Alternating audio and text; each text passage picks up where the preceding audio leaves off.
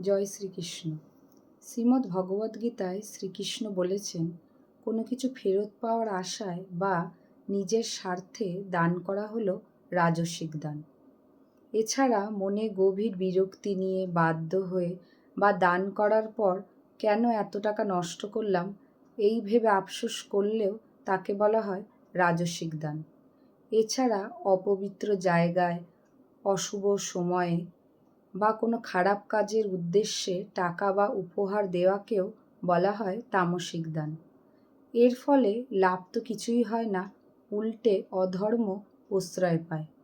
এছাড়া কোনো যোগ্য ব্যক্তিকে অসম্মান বা অবহেলা করে কোনো কিছু যদি দেয়া হয় তাকেও বলা হয় তামসিক দান। শাস্ত্রে এই ধরনের তামসিক এবং রাজসিক দান বর্জন করার কথাই বলা হয়েছে।